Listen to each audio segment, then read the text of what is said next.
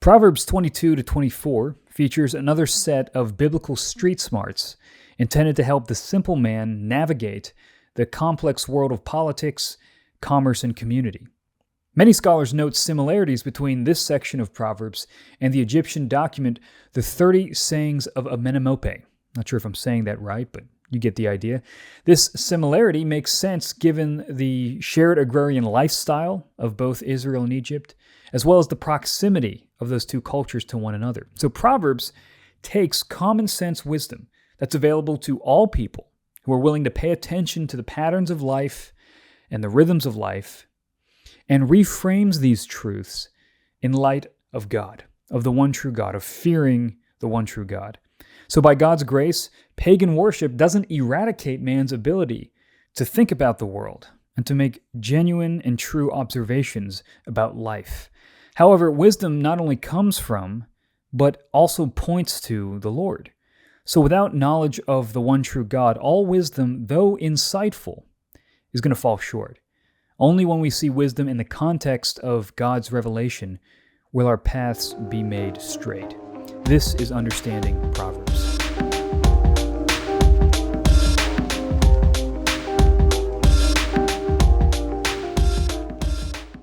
Proverbs 22 to 24 cover a wide range of topics, so wide that I'm just going to take a couple liberties on how this episode gets divided up. So just bear with me on that. There's a lot to cover.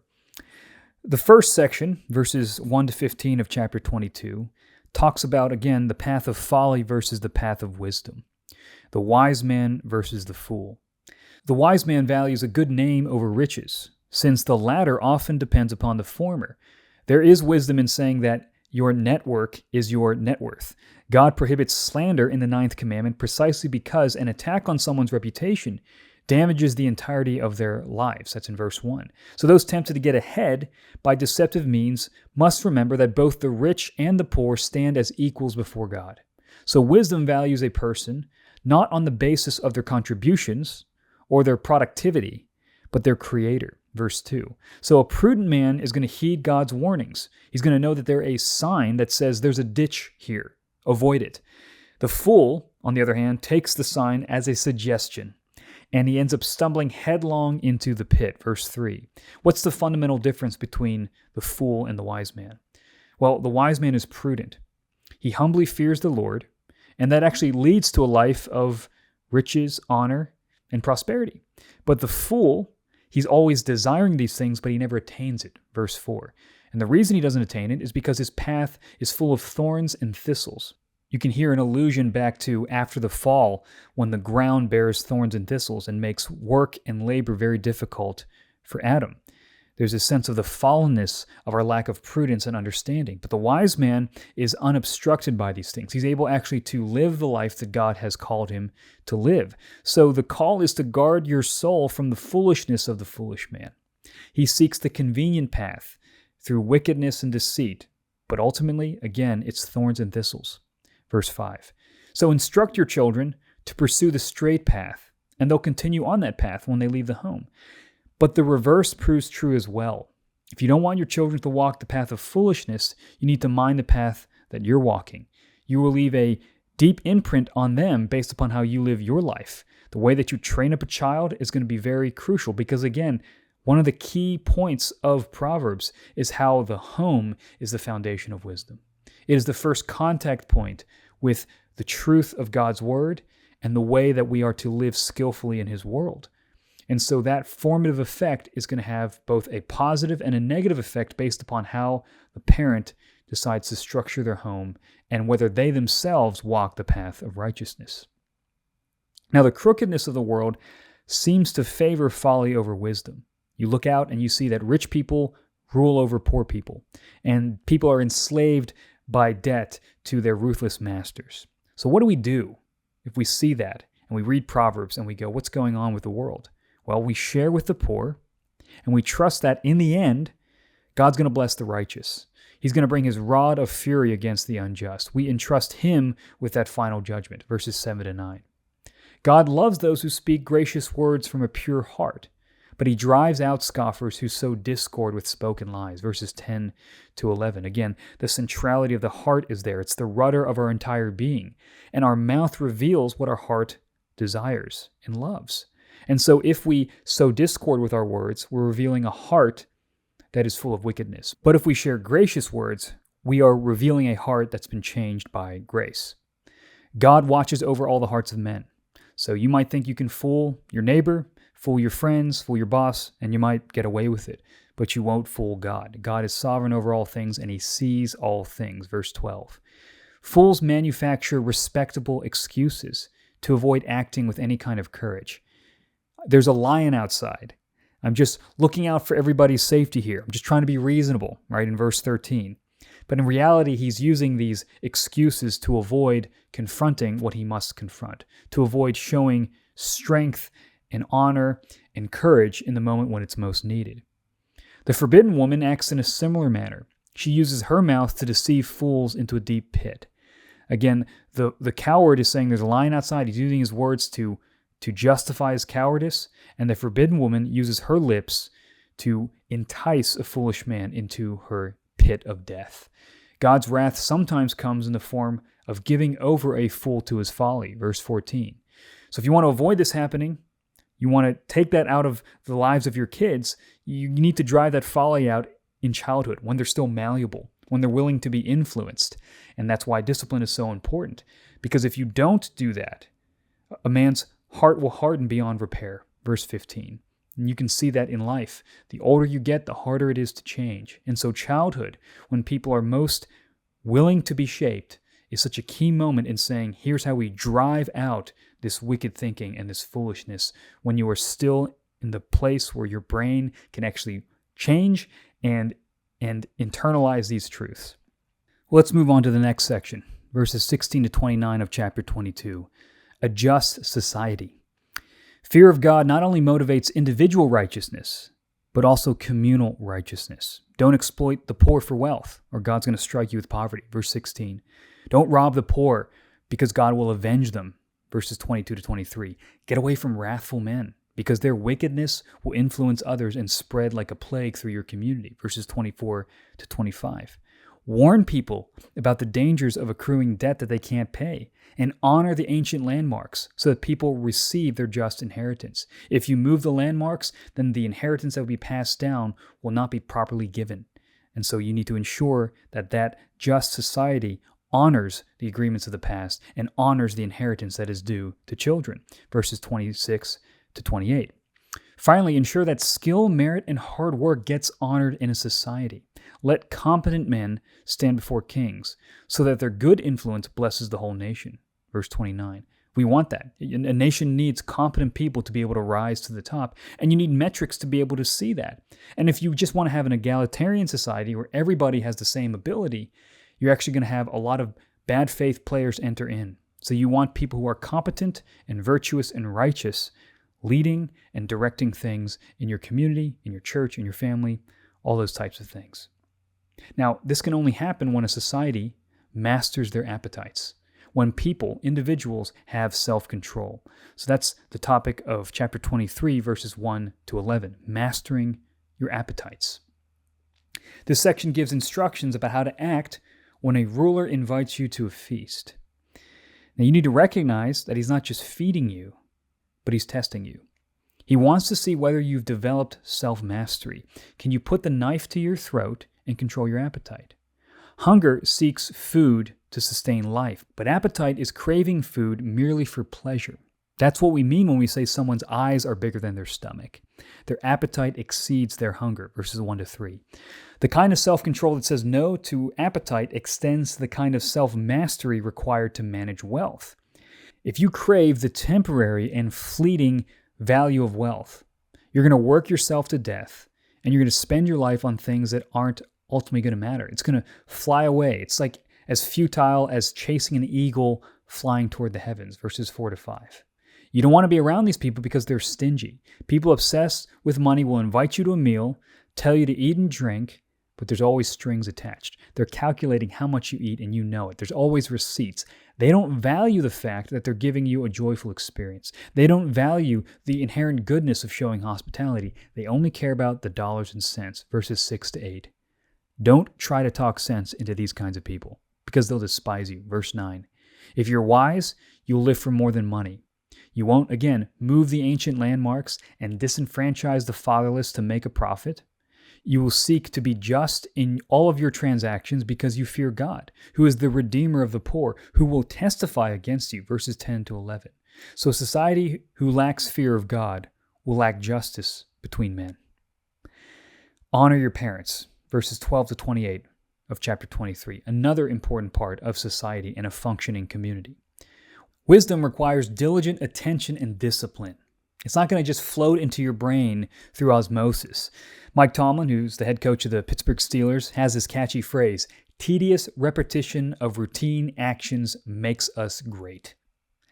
A lot of wisdom comes by the tedious application of the same truths over and over again in the daily grind of life until it gets imprinted on your heart, verse 12. And this process begins ideally with children through discipline. All kinds of discipline, not just physical, are meant to inflict temporary discomfort to spare future pain. If you strike him with a rod, he will not die. This refers not to the rod killing the child, but rather through the rod, you will prevent the child from going down the path of death. You will prevent him from destroying his life by giving him a temporary pain to avoid future greater pain. If you strike him with the rod, you will save his soul from Sheol, verses 13 to 14. So a father must discipline not out of hatred, but love and compassion even, because he wants to save his son from the grave, from destruction. And a son likewise must honor his father and mother and seek to make them proud. The need we feel to give joy to our parents is a feature, not a bug. Nothing gives a son greater confidence than when he sees his father light up with joy, verses 15 to 16.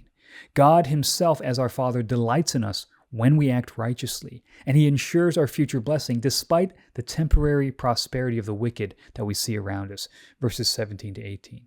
So fatherly discipline keeps sons away from harmful influences, the gang of thugs and gluttons whose passions lead them to poverty, verses 20 to 21. Fatherly wisdom keeps us away from the forbidden woman who entices foolish men in order to devour them and bring them into her deep pit, verses 26 to 28. So the shame that we bring upon our parents by unrighteous actions is meant to bolster our conscience to turn away from vices. The ethics and morals instilled by our parents go a long way in determining the trajectory of our life. Even when we rebel, we will often feel the sting of our conscience calling us back to values that we formed in the home. Many people have turned from sin because they realize, this isn't how I was raised. That's a good thing. Now, Proverbs also mocks people for their sin. In 23, 29 to 35, Proverbs uses mockery to reveal the true nature of drunkards. They seem like they're having a good time, they're laughing, they've got all these friends, but in reality, they're sad and self-destructive fools. The drunkard feels temporary joy, but the outside world sees his bloodshot eyes. The drunkard's connection with reality is completely severed. His eyes see strange things, and his heart utters perversities. Alcohol blunts our inhibitions, which causes us to make terrible decisions. It also blunts our pain receptors, which prevent us from registering the ways that we're harming ourselves. And yet, despite the mess that he makes of his life, the drunkard only thinks about one thing: the next drink. When shall I awake? I must have another drink. Again, he's mastered by his passions, and that's the MO of the fool. By contrast, the wise man builds a wise house, verses 1 to 14 of chapter 24. The righteous may find themselves tempted to envy the wicked, especially as they see their wicked schemes, quote-unquote, work, verses 1 to 2. But whatever riches, strength, and might that they possess will fall, because they lack wisdom as the foundation to their house. If you seek wisdom first, if you build your foundation first in wisdom, then all the ornaments of riches, strength, and honor are going to follow, verses 3 to 4. But a wise man is tactical. He refuses to make rash decisions, especially when there's high stakes. Situations like war, when a lot is hanging in the balance. But he wants to weigh the advice of trusted counselors precisely because he knows how crucial his decisions are. So the presence of wise counsel helps us recognize our blind spots and also come up with creative solutions to find victory in any given situation. Only a fool cuts off all thinking and lives in an echo chamber, refusing anyone to challenge his own opinions, which effectively places wisdom outside of his reach, verses 5-7. Left to his own devices and vices, he plots evil and devises schemes of folly, verses 8-9. Now, the foundation of a wise house is revealed in crisis. If you faint in the day of adversity, your strength is small, verse 10. You only know the strength of a foundation when the house gets tested by wind. When we're tested, we're tempted to focus on self, but the righteous man, who's confident in his foundations, rescues others. He's outwardly focused. He's connected to the oxygen mass of wisdom, so that when the plane goes down, he's able to help others avoid death, verse 11. In other words, wisdom takes responsibility for others. A wise man serves. He refuses to say, "Behold, we did not know this," when his neighbor is in trouble. First, because he knows that the Lord sees through all of his evasions and excuses and knows his deepest motives. But second, he desires to please the Lord and receive a blessing. Verse 12. His heart is righteous. He is not self-focused because his heart has been shaped by the merciful wisdom of God. Fear of the Lord means that we possess the moral taste buds to find wisdom sweet. So wisdom brings life to our souls, secures our future, and establishes our hope. And so to reject wisdom is to reject the sweetness of blessing, to reject the very thing we need to live. Verses 13-14. In chapter 24, verses 15-22, we see the theme of rising and falling. The righteous persevere in their obedience to God despite all the ups and downs of life, which happen to everybody. As a result, they don't gloat when the wicked fall, and they don't worry when the wicked prosper and rise. There's an even-keeled nature to the wise man because he entrusts himself to the righteous judgments of God. We may say we desire justice, but in reality, we envy the blessings of others and we find joy in the pain of our enemies. Proverbs says don't do that. Rather than focus on the downfall of others, set your eyes on the Lord, verses 15-21. The king is to exemplify this ethic because he is modeling righteousness to the nation and to all the nations. And so he refuses to join the disobedient because he knows the Lord's judgment is going to fall upon him and affect those around him, verse 22. And that leads to our conclusion in verses 23-34. The remaining sayings repeat common themes covered in Proverbs. The righteous don't show partiality in judgment, but speak honestly about right and wrong. There's a clarity to their thought and to their principles, and they are not willing to bend their principles for the sake of political or monetary convenience. They have no partiality. They execute judgments justly. They also make diligent and prudent plans. They prepare a field before building a house, verse 27. They make measurements before cutting. They assess the world and they seek wise counsel and then they act. They're not reactive. They are responsible. They use their lips to build up rather than deceive, verses 28-29. And they avoid the small bits of laziness that add up over time to a destiny of poverty and ruin. They take responsibility for themselves by applying wisdom in the everyday moments and routines of life. And this leads to a harvest of blessing, righteousness, and satisfaction. And this is the destiny for all those who trust in God's wisdom. And so it's worth considering, are there areas in your life in which you are ignoring the wisdom of God, that you are choosing to be a fool, that you don't find wisdom sweet, but rather bitter, because you've locked yourself in your own echo chamber, not willing to hear the counsel of others who are more wise than you? If so, the invitation is still open to you to turn away from your folly and embrace the good wisdom of God.